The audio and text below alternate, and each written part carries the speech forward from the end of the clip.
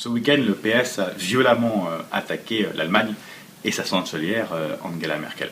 Je regrette profondément que la France, que le gouvernement français se prête à ces petits jeux anti-allemands.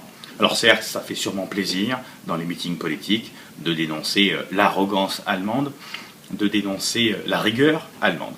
Je voudrais simplement rappeler 2-3 choses. Rien ne se fait en Europe sans la France et l'Allemagne.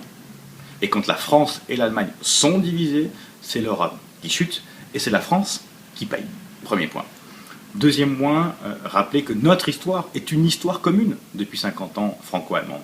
Et à l'heure où nous célébrons le 50e anniversaire du traité de Versailles, prendre parti contre l'Allemagne est une erreur politique. Et puis surtout, troisième point, l'Allemagne, elle a fait ses réformes il y a 10 ou 15 ans. C'est d'ailleurs un socialiste, Gerhard Schröder, qui les a faites. C'est pas parce que l'Allemagne a fait des efforts qu'il faut les lui reprocher aujourd'hui. Enfin, quatrième point, la question de la rigueur est une question évidemment très importante. Simplement, la rigueur, si on considère que c'est simplement faire des coupes budgétaires dans les investissements, là, je comprendrais les attaques actuelles. Mais aujourd'hui, le gouvernement ne fait pas les efforts nécessaires, notamment en termes de réduction du nombre de fonctionnaires, pour pouvoir, me semble-t-il, sortir de l'ornière. Vouloir trouver un bouc émissaire et considérer que ce bouc émissaire, c'est l'Allemagne, est une erreur profonde.